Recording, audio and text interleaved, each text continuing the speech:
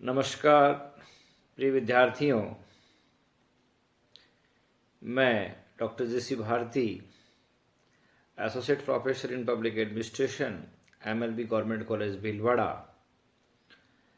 में पदस्थापित हूँ और आज हम चर्चा करेंगे राज्य प्रशासन के बारे में, राज्य की संकल्पना के बारे में, राज्य प्रशासन के महत्व के बारे में, भारत में राज्य प्रशासन और राज्यों के विकास के संबंध में, साथ ही भारत में राज्य प्रशासन की स्थिति के बारे में और साथ ही संवैधानिक प्रावधानों के बारे में। जैसा कि आप सबको विदित है कि राज्य की जब संकल्पना की बात की जाती है तो अरस्तु का एक बहुत महत्वपूर्ण और प्रसिद्ध कथन हमारे सामने आता है कि राज्य का उदय व्यक्ति के जीवन के लिए हुआ और उसके अच्छे जीवन के लिए उसका अस्तित्व बना हुआ है। इस भांति देखा जाए तो राज्य जो प्रशासन है जिसकी हम कल्पना करने जा रहे हैं वर्तमान में, कि राज्य आखिर है क्या और ये व्यक्ति और राज्य के बारे में, ये जो उनके अंतर संबंधों की जब हम बातचीत करते हैं तो गार्नर ने कहा कि जिस राज्य प्रशासन की कल्पना अभी की जा रही है वो तो प्रशासनिक इकाइयों के लिए या केंद्रीय सरकार या संघ सरकार की इकाइयों के लिए है, लेकिन मूल रूप से राज्य की जब संकल्पना की बात की जाती है तो सामान्यतः देखा जाता है कि राज्य की संकल्पना में गार्नर की परिभाषा के अनुसार 4 जो मूल तत्व है, जनसंख्या, निश्चित भूभाग, शासन, सरकार या संप्रभुता, ये महत्वपूर्ण माने जाते हैं। सबसे महत्वपूर्ण बात ये आती है कि राज्य जो है, अगर गार्नर के शब्दों में कहा जाए तो इस प्रकार से हम कह सकते हैं कि राज्य थोड़े या बहुसंख्यक लोगों का ऐसा समुदाय है जो किसी प्रदेश के निश्चित भूभाग में स्थायी रूप से निवास करता है और जो बाह्य नियंत्रण से पूर्णतः या अंशतः स्वतंत्र है और उसमें ऐसी सरकार विद्यमान है जिसके आदेशों की या निर्देशों की पालना अधिकांश या बहुसंख्यक जो जनता है या नागरिक है वो स्वाभाविक रूप से करते हैं। कहने का तात्पर्य यह है कि राज्य रूपी जिस संकल्पना की हम बात कर रहे हैं उस राज्य रूपी संकल्पना में ये जो 4 मूल तत्व है, जनसंख्या, निश्चित भूभाग, सरकार और संप्रभुता होने चाहिए। जनसंख्या के संबंध में इस प्रकार से कहा जाता है कि अंटार्कटिका जो महाद्वीप है लेकिन वो राज्य नहीं है। क्यों? क्योंकि वहां कोई भी व्यक्ति निवास नहीं कर सकता और नहीं करता है। साथ ही अभी हम तिब्बत की बात कर रहे हैं तो तिब्बत अपने आप में एक राज्य कहता है। तिब्बत के लोग भारत में और अन्य जगह पर रह रहे हैं लेकिन उनका अपना जो निश्चित भूभाग है वो उनके पास नहीं है, तो उस पर दावा करने वाले लोग अगर वहां नहीं रहते हैं तो भी वो जो भूभाग है वो काम का नहीं है। जैसे अंटार्कटिका महाद्वीप निश्चित भूभाग है लेकिन उस पर दावा करने वाले लोग नहीं है। साथ ही उन लोगों के द्वारा किसी भी प्रकार से, चाहे राजतंत्रात्मक रूप से हो, लोकतंत्रात्मक रूप में हो, तानाशाही हो, कबीला प्रथा हो, किसी भी प्रकार से वहां पर शासन प्रशासन या सत्ता का नियंत्रण होना चाहिए, सत्ता का प्रवाह होना चाहिए और साथ ही वो जो सरकार, जो सत्ता या शासन है वो अपने आप में सार्वभौमिक होने चाहिए, संप्रभुता उसमें होनी चाहिए। वो किसी अन्य के व्यक्ति के या अन्य किसी राज्य या किसी सरकार के दबाव में कार्य नहीं करना चाहिए। 1947 से पहले भारत एक उपनिवेश था, राज्य नहीं था। इसका कारण यह है कि भारत जो है, उस भारत में संप्रभुता की कमी थी। भारतीय सरकार जो थी वो ब्रिटिश सरकार की या ब्रिटिश संसद के अनुसार काम करती थी।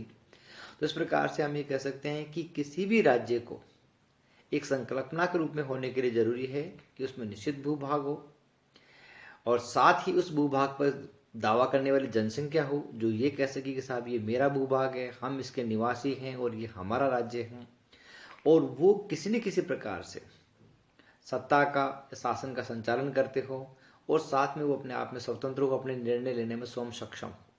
तो इस संकल्पना को राज्य कहा जाता है। अब हम जैसे राज्य की अगर बात करना चाहें तो भारत में जो राज्य का विकास है, अब राज्य और साम्राज्य और साथ में वर्तमान काल के जो परिस्थितियां हैं उसके हम बाद में चर्चा करेंगे। पहले हम बातचीत करना चाहेंगे कि साहब भारत में जो राज्य वो किस प्रकार से विकसित हुए। तो भारत में अगर राज्यों की हम बातचीत करें तो ये कि ऋग्वेदिक काल में अगर हम अपने जो ऐतिहासिक बोध को अगर ध्यान में रखें तो हम देखते हैं कि ऋग्वेदिक काल में कबीलाई प्रथा, छोटे छोटे जनपद हुआ करते थे और जनपदों में लोग एक कबीला समूह में रहते थे और वो एक तरह से कहते हैं कि उन्होंने धीरे धीरे अपने नेता का चुनाव किया और उसने शपथ ली कि साहब मैं लोगों की भलाई के लिए काम करूंगा वरना मेरे वंश का नाश हो जाए। इस प्रकार की जो कल्पनाएं जो स्मृतियों में मिलती है और बाद में कौटिल्य के द्वारा जो अन्य व्यक्ति उनके द्वारा भी इस बात को उद्धृत किया गया है। तो इस प्रकार से ऋग्वेदिक काल में जो राजा बनता था या युद्ध का नेता बनता था वो शपथ लेता था लोगों की भलाई के लिए, उनके लिए। फिर धीरे धीरे ये जो राजा था वो जो नेता था वो स्थायी हो गया, उसने सेना इकट्ठी कर ली, उसने फिर राजतंत्र का विकास किया और वो राजा बन गया और उसका बेटा उसका बाद में उत्तराधिकारी बनने लग गया। तो इस प्रकार से राजतंत्र शासन प्रणाली का विकास हुआ। उसके बाद में अगर हम देखे जाए तो बौद्धकालीन प्रक्रिया या बौद्ध साहित्य में इस प्रकार से वर्णन मिलता है कि अनेकों अनेक यहाँ पर कहते गणराज्य हुआ करते थे।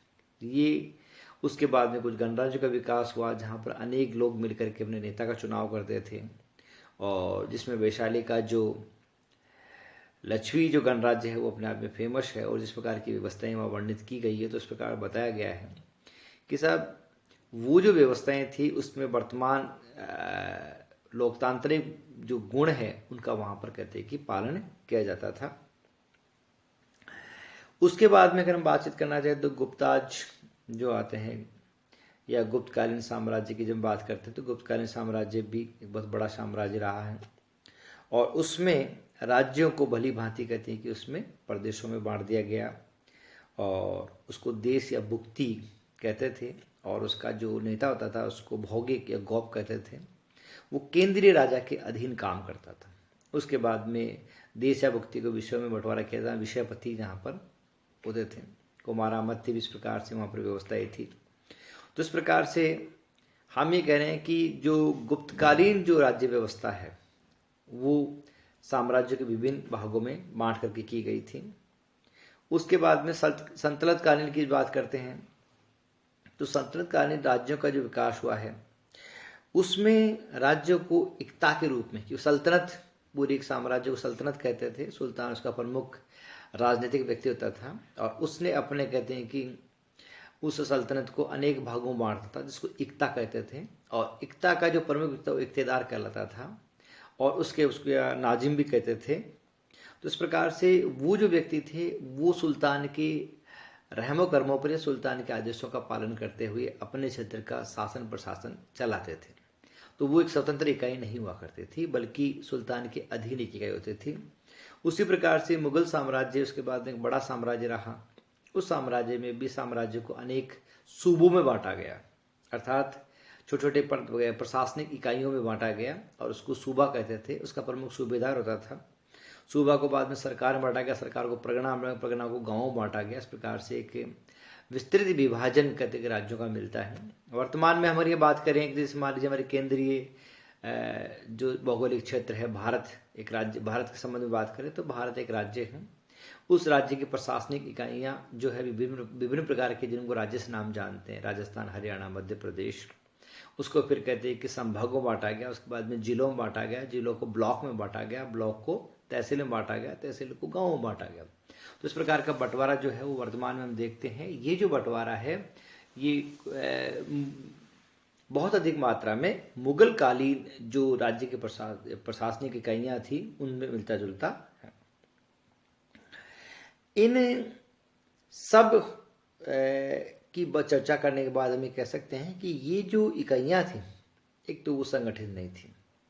संगठित का मतलब होता है स्थायी संगठन नहीं होता था। जब भी अगर सल्तनत काल है तो सल्तनत वाली व्यवस्थाएं रही, गुप्त काल तो गुप्त काल की अपनी व्यवस्थाएं रही, मौर्य साम्राज्य मौर्य काल की अपनी व्यवस्थाएं रही।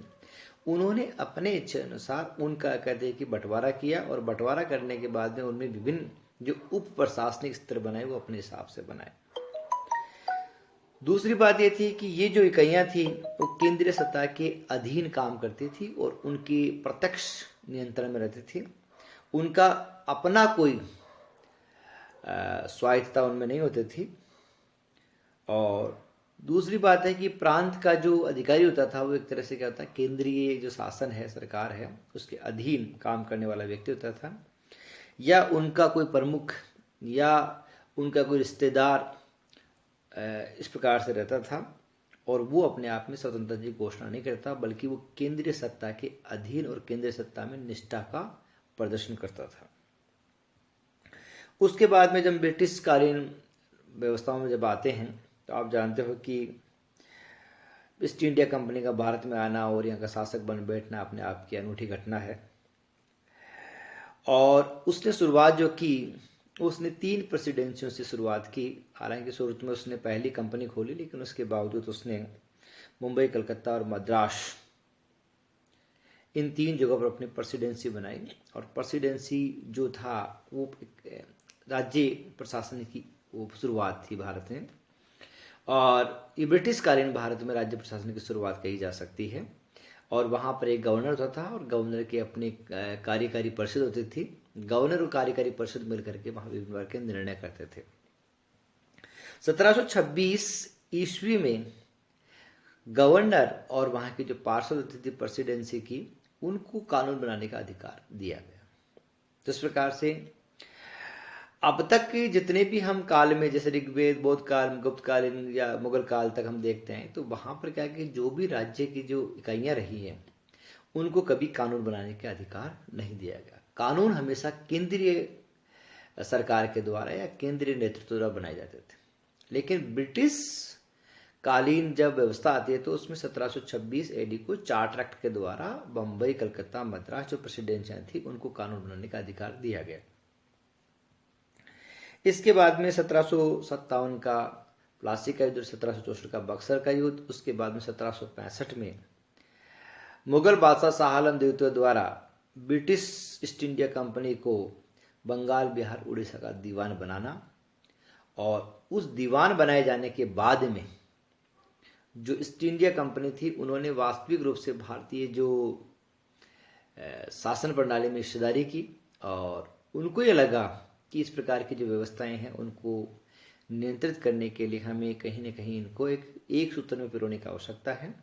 1773 में रेगुलेटिंग एक्ट बनाया गया, और उस रेगुलेटिंग एक्ट के द्वारा एक गवर्नर जनरल की कल्पना की गई जो अपने 4 पार्षदों के साथ भी काम करता था। उसका मुख्यालय कलकत्ता रखा गया और साथ ही मुंबई और मद्रास को उसके अधीन कर दिया गया। एक तरह से भारत में एकीकृत शासन की व्यवस्था का प्रारंभ हुआ। 1781 में एक्ट ऑफ सेटलमेंट के द्वारा बंगाल को ही, मतलब गवर्नर जनरल की परिषद को ही बम्बई और मद्रास के लिए भी कानून बनाने का अधिकार दिया गया। इसका मतलब है कानून एक जगह बनेगा। पहले कानून 1726 के द्वारा बंगाल के लिए कलकत्ता में और मद्रास और कहते हैं कि उसके मुंबई के लिए अपने अपने प्रेसिडेंसी बनते थे। अब उसका वापस एकीकरण किया गया। 1784 में पिट्स इंडिया एक्ट के द्वारा कंपनी के कामों का बंटवारा किया गया। व्यापारिक जो काम है उसके लिए बोर्ड ऑफ डायरेक्टर्स देखते थे, और राजनीतिक और जितनी भी संधियां और युद्ध के जो काम थे वो बोर्ड ऑफ कंट्रोल की कल्पना की गई। बोर्ड ऑफ कंट्रोल की ब्रिटिश संसद के द्वारा निर्माण किया गया और वो उसके अंदर देखते थे। इसके बाद में 1833 में बंगाल के गवर्नर जनरल को भारत का गवर्नर जनरल घोषित कर दिया गया, अर्थात पुनः एकीकरण किया गया। लेकिन इस व्यवस्था के साथ साथ एक दूसरी व्यवस्था और चली। 1853 का चार्टर एक्ट आता है और उसमें जो है वो भारत के लिए एक कानून बनाने की, क्योंकि वो अब तक जो कानून वो ब्रिटिश संसद के द्वारा बनाए जाते थे या प्रेसिडेंसियों के द्वारा बने जाते थे, जिनको ब्रिटिश संसद अनुमति देती थी। उसके बाद में अगर उसके खिलाफ हो तो कोई शिकायत हो तो प्रिवी काउंसिल में शिकायत की जा सकती थी। लेकिन अब जो कानून बनाने की जो शक्ति है वो भारत में ही विकसित की गई और 1853 के द्वारा एक विधानमंडल की स्थापना की गई और इस विधानमंडल में एक समिति, एक तरह से विधायी समिति की स्थापना की गई, जिसमें गवर्नर जनरल, 4 पार्षद, एक अतिरिक्त सदस्य और 1 से लेकर 6 तक जो है वो अन्य सदस्य, इस प्रकार से मिला करके 12 सदस्यीय विधानमंडल की कल्पना की गई, विधायी, जो भारत में विधि निर्माण का काम करे। उसके बाद में 1858 का जो एक्ट फॉर बेटर गवर्नमेंट है वो पारित हुआ और भारत में एक नए युग की शुरुआत हुई, जो सीधा ब्रिटिश संसद के अधीन या भारतीय काउंसिल, जो ब्रिटिश संसद के अधीन काम करती थी या जिसका मुखिया 12 सचिव होता था, वो ब्रिटिश संसद में एक केंद्रीय मंत्री की भूमिका की भांति रहता था। उसके माध्यम से फिर कहते कानूनों का निर्माण प्रारंभ हुआ 1861 में। उसके बाद 1861 में ही केंद्रीय विधान मंडल की भांति या केंद्रीय विधायी समिति जो बनाएगी गवर्नर जनरल के अधीन, उसकी तरह प्रांतों में भी कहते हैं कि कानून बनाने का अधिकार सौंप दिया गया। इसका मतलब कानून बनाने का पुनः विकेंद्रीकरण होता है। इसका मतलब शासन अलग अलग जगह पर होगा। एक तरफ तो जो दिल्ली स्थित, दिल्ली नहीं, उस समय कलकत्ता स्थित जो गवर्नर जनरल उसकी परिषद है वो भारत के लिए कानून बनाती थी। साथ में ही जो प्रांतीय विधानसभा की कल्पना की गई गवर्नर के अधीन, इस प्रकार से वो अपने प्रांतीय क्षेत्र के लिए कानून बनाएगी। इस प्रकार से 1909 का जो अधिनियम है जिसको कहते हैं मॉडलेमेंटो रिफॉर्म्स, उसमें पृथक प्रतिनिधित्व है, वह पूर्व प्रश्न पूछने का अधिकार दिया गया। 1919 का जो मॉन्टेग्यू चेम्सफोर्ड अधिनियम था उसके द्वारा द्वैध शासन की स्थापना की गई और इस द्वैध शासन के अधीन विषयों को 2 भागों में बांटा गया, केंद्रीय और प्रांतीय। प्रांतीय विषयों को पुनः 2 भागों में बांटा गया, रक्षित और स्थानांतरित। स्थानांतरित जो विषय थे वो गवर्नर, प्रांतीय विधानमंडल के लिए चुने हुए जो लोकप्रिय मंत्री होते थे, लोकप्रिय सदस्य होते हैं, उनकी सहायता से वो शासन संचालन करता था और बहुत कम महत्वपूर्ण विषय उनको दिए गए। 1935 का जो अधिनियम है, इस 1935 के अधिनियम में केंद्र में द्वैध शासन की स्थापना की गई, प्रांत से द्वैध शासन हटा लिया गया, प्रांतों को पूर्ण स्वायत्त शासन दिया गया और वो वहाँ पर जो गवर्नर है वो लोकप्रिय सदस्यों के द्वारा निर्वाचित सदस्यों की सहायता से शासन का संचालन करता है। तो इस प्रकार से भारत में 2 स्तरों पर, एक तो केंद्रीय स्तर पे और दूसरा कहते हैं कि प्रांतीय स्तर पर शासन का प्रारंभ हुआ। तो इस प्रकार से ये जो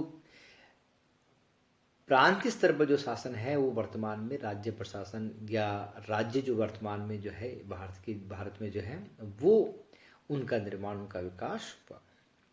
15 अगस्त 1947 को भारत आज़ाद हुआ और 552 रियासतों को इस बात के लिए छोड़ दिया गया कि वो भारत में राज्य सरकार या संघ सरकार या संघीय सरकार जिसकी भी वो कल्पना करे वो बनाए। सरदार पटेल ने इस बात का बीड़ा उठाया और उन्होंने उसके बाद में भारत में राज्यों की कल्पना की और राज्यों की कल्पना करने के साथ ही उन्होंने जो राज्य थे उसमें उन्होंने कहते कि 4 प्रकार की श्रेणियों को मिला करके या 4 प्रकार के भागों में उनको बांटा। श्रेणी क जो उसमें रखे गए जो सीधे ब्रिटिश नियंत्रण के अधीन थे, जैसे बिहार, मुंबई, मध्य प्रदेश, मद्रास, पंजाब, उड़ीसा, असम, पश्चिम बंगाल, उत्तर प्रदेश, ये सीधे जो थे वो ब्रिटिश शासन के नियंत्रण में थे और ब्रिटिश प्रांतों का हिस्सा करते थे तथा इन राज्यों में भी 216 रियासतों को मिला करके इनका निर्माण किया गया, उनको श्रेणी क में रखा गया। श्रेणी ख जो है उसमें उन रियासतों को रखा गया जो सीधा ब्रिटिश नियंत्रण के अधीन नहीं थी, लेकिन ऐसी जो क्षेत्र थे उनमें से 275 रियासतों को मिलाकर राजस्थान, मध्य प्रदेश, त्रावणकोर, कोचीन, सौराष्ट्र, हैदराबाद, मैसूर, पैप्सू, पटियाला, पंजाब एंड पटियाला का जो राज्य है उसको मिला करके राज्य बनाए गए। और श्रेणी ग और घ जो है वो केंद्र शासित प्रदेशों के लिए रखेगी। श्रेणी ग जो है उसमें बड़े केंद्र शासित प्रदेश, जिसमें अजमेर, भोपाल, बिलासपुर, कुर्ग, हिमाचल प्रदेश, विंध्याचल प्रदेश, जम्मू कश्मीर, कच्छ, इनको रखा गया। साथ ही घ में जो है वो छोटे केंद्र शासित दिल्ली व अंडमान निकोबार देश जिनको रखा गया। तो इस प्रकार से भारत में जो राज्य हैं उनकी की गई। और उसके बाद में हम बात करते हैं कि भारत में इसके लिए जो राज्यों का गठन है उस गठन के लिए अनेक प्रयास किए गए। 1948 में ही भारत की जो संविधान सभा है उस संविधान सभा ने बासाई प्रांतीय आयोग, जिसे दर कमीशन का कहा जाता है, का गठन किया गया। और इस दर कमीशन ने कहा कि केवल भाषा के आधार पर नहीं अपितु प्रशासनिक सुविधा, इतिहास, भौगोलिक, आर्थिक व सांस्कृतिक कारणों के अनुसार राज्यों के गठन की सिफारिश की। तो दर कमीशन जो था उन्होंने कहा कि हम भाषाई आधार पर राज्यों की कल्पना नहीं करते हैं, बल्कि इसमें इतिहास भी शामिल होना चाहिए, भौगोलिक क्षेत्र भी शामिल होना चाहिए, सांस्कृतिक और आर्थिक क्षेत्र भी तत्व शामिल होने चाहिए। उनके आधार पर राज्यों की कल्पना गठन किया जाना चाहिए। तत्पश्चात पुनः संविधान सभा ने 1948 में जवाहरलाल नेहरू, पट्टाभाई सीतारामैया और सरदार पटेल के नेतृत्व में जेवीपी समिति का गठन किया। इस समिति ने भाषाई आधार पर राज्यों गठन का समर्थन किया, किंतु उन्होंने कहा कि साथ ही उस क्षेत्र की जनता, प्रशासनिक व्यवस्था, आर्थिक कारणों को भी ध्यान में रखा जाना चाहिए। जो सुविधाजनक हो, जो जनता को अधिक महत्वपूर्ण लगे, उन पर चर्चा करके राज्यों का गठन किया जाना चाहिए। लेकिन बात सही नहीं उतरी और पुनः राज्यों के गठन की मांग के लिए एक आयोग की गठित किए जाने की सिफारिश की जाने लगी। 1953 में ही जब 29 दिसंबर 1953 को न्यायमूर्ति फजल अली की अध्यक्षता में, जिसमें श्री हृदयनाथ कुंजरू और डीएम पणिकर साहब जो थे सदस्य थे, उनको मिला करके एक फजल अली या राज्य पुनर्गठन आयोग का गठन किया गया। और इस आयोग से पहले 1953 में आंध्र प्रदेश जो था, जिसकी भाषाई आधार पर राज्यों की कल्पना या भाषाई आधार पर राज्यों का गठन पहली बार हुआ, तो इस कारण से इस फजल अली आयोग जो था या राज्य पुनर्गठन आयोग था, उन्होंने 30 सितंबर 1955 को अपनी रिपोर्ट दे दी थी। और ये रिपोर्ट 1 नवंबर 1956 से राज्यों के पुनर्गठन के बारे में लागू ही, और इसमें पूर्णतः भाषाई आधार पर राज्यों के गठन किया गया और 14 राज्य व 8 केंद्र शासित प्रदेशों की कल्पना की गई। इस प्रकार से भारत में राज्यों के गठन में भाषाई आधार पर राज्यों का गठन किया गया।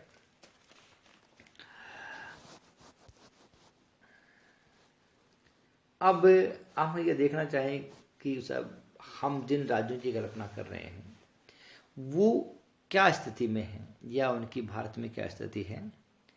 पहले हम ये तुलना करने के लिए लेते हैं संघीय शासन प्रणाली। फेडरल सिस्टम में केंद्र और राज्यों के बीच में एक अनुबंध होता है और उस अनुबंध में जो सत्ता का प्रवाह होता है वो इकाई या राज्यों से केंद्र की ओर होता है। अर्थात राज्य केंद्र की फंडिंग करते हैं, राज्यों का अपना संविधान होता है, उनके केंद्र और राज्यों के बीच में आपस में भी एक लिखित संविधान होता है, जिस प्रकार से शक्तियों का बंटवारा होता है, स्वतंत्र न्यायपालिका होती है और साथ ही वो स्वायत्त इकाइयों के रूप में काम करते हैं।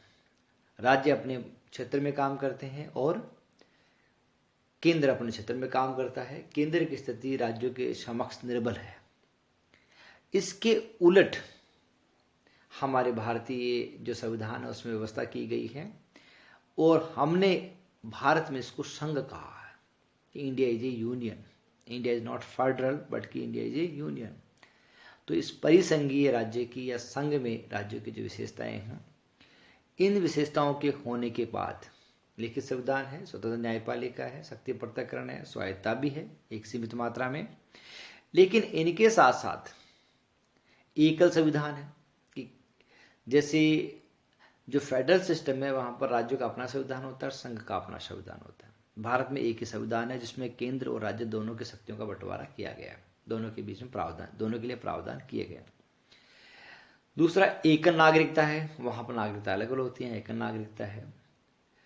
तीसरा यहाँ पर केंद्रीय प्रभुत्व है और संघीय शासन में केंद्रीय प्रभुत्व नहीं होता है। केंद्र और राज्य दोनों जो होते हैं या जो केंद्र और इकाई होता है दोनों समकक्ष स्थिति में होते हैं और राज्य के अधिक मजबूत होते हैं। हमारे इसका उलट है, यहाँ पर हमारा केंद्रीय प्रभुत्व है, केंद्र अधिक मजबूत है, राज्य कमजोर है, चाहे वो आर्थिक हो, प्रशासनिक हो, सामरिक, किसी भी परिस्थिति में देखा जाए। फिर है कि यहाँ पर कि संघ और इकाई के बीच में अनुमति का अभाव है, दोनों के बीच में कॉन्ट्रैक्ट नहीं है, इसलिए राज्य जो है वो अपनी सुविधाओं के लिए या अपने अधिकारों के लिए दावा नहीं कर सकता। फिर है कि हमारे यहाँ पर जो राज्य प्रशासन है उस राज्य प्रशासन का जो प्रमुख व्यक्ति है राज्यपाल, उसकी नियुक्ति जो है वो उसके द्वारा की जाती है। और आपातकालीन प्रावधान आर्टिकल 352, 356 और 360 के द्वारा केंद्र जो है वो राज्यों में हस्तक्षेप करता रहता है। तो इस प्रकार से भारत में राज्यों की स्थिति है वो बहुत संघीय शासन या फेडरल सिस्टम की भांति नहीं है। फिर एक और प्रावधान इसमें यह है हमारे यहाँ पर कि संवैधानिक प्रावधान जो किए गए हैं उसके अनुसार आर्टिकल 1 से लेकर 4 तक राज्यों के क्षेत्रों के बारे में भारतीय संविधान में वर्णन किया गया है। अनुच्छेद 1 के अनुसार भारत अर्थात इंडिया राज्यों का संघ होगा, मतलब यूनियन शब्द का प्रयोग किया, फेडरल शब्द का प्रयोग नहीं किया गया है। और इस भारत के राज्य क्षेत्र में राज्य व राज्य क्षेत्र प्रथम अनुसूची में जो वर्णित क्षेत्र है उसके अनुसार होंगे। राज्य क्षेत्र में राज्यों के प्रथम जो अनुसूची है उसमें वर्णित क्षेत्र या अर्जित क्षेत्र शामिल होंगे। तो ये कहने का तात्पर्य है कि अनुच्छेद प्रथम ये कहता है कि जिस राज्य क्षेत्र की हम कल्पना कर रहे हैं भारत के लिए, उसमें भारत के राज्य क्षेत्र या अर्जित क्षेत्र कोई हो तो वो उसमें शामिल होते हैं। अनुच्छेद 2 ये कहता है कि संघ जो है या जो केंद्र है वो संसद की विधि द्वारा नए राज्यों का प्रवेश या स्थापन कर सकेगा, मतलब नए राज्यों का निर्माण कर सकेगा या किसी को शामिल कर सकेगा। अनुच्छेद 3 ये कहता है कि संसद विधि बना करके, ये जो अवशिष्ट शक्तियां हैं वो संसद को दी गई है, विधि बना करके किसी राज्य में से कुछ हिस्सा पृथक करके या मिला करके नए राज्य गठन कर सकता है। किसी राज्य की जो सीमा क्षेत्र है उसको वो घटा सकती है, या संसद किसी राज्य क्षेत्र की बढ़ा सकती है, सीमाओं में परिवर्तन कर सकती है, उसके नाम में परिवर्तन कर सकती है। तो इस प्रकार से जो राज्य के निर्माण, सृजन, नाम वो सब केंद्र पर या संसद पर कहते हैं कि संसद को दिया गया उसका अधिकार। अनुच्छेद जो 4 है उसमें प्रक्रियाओं का वर्णन किया गया। तो इस प्रकार से हम ये कह सकते हैं कि भारत में जिस राज्य क्षेत्र की बात करते हैं वो वास्तव में स्वतंत्र राज्य नहीं है। जैसे कि राजनीति जो परिभाषा है राजनीतिक विज्ञान की परिभाषा के अनुसार राज्य नहीं है, बल्कि वो भारत संघ की इकाइयां हैं, प्रशासनिक क्षेत्र है, भौगोलिक क्षेत्र है, जो अपने निश्चित या एक सीमित मात्रा में स्वतंत्रता का उपयोग करते हुए भारत सरकार के कार्यों का संपादन करता है। तो इस प्रकार से भारत में जो राज्य की हम बात कर रहे हैं वो भारत की प्रशासनिक या भौगोलिक इकाइयां हैं जो शासन प्रशासन में संचालन करने में सहायता करती है। अब इस राज्य प्रशासन का जो महत्व है वो क्यों है? वो इसलिए है कि भारत बहुत बड़ा क्षेत्र है भौगोलिक रूप में, और साथ में सांस्कृतिक विविधताओं वाला देश है, और अनेक जातियां, संप्रदाय, भाषा यहाँ पर उपलब्ध है। ऐसी परिस्थिति में केंद्र के द्वारा सभी जगह पर शासन प्रशासन नहीं संचालित हो सकता, इसलिए भारत के क्षेत्र को विभिन्न भौगोलिक इकाइयों में, राज्यों में बांटा गया है ताकि आसानी से और सुगमता से लोगों को सुख सुविधाओं का लाभ मिल सके और जो राज्य हैं, जिस कल्याणकारी राज्य की कल्पना भारत सरकार के द्वारा की गई है, वो अपने वास्तविक अर्थों में प्राप्त हो सके, इसके लिए कहते हैं कि ये व्यवस्थाएं की गई। जय हिंद, जय भारत।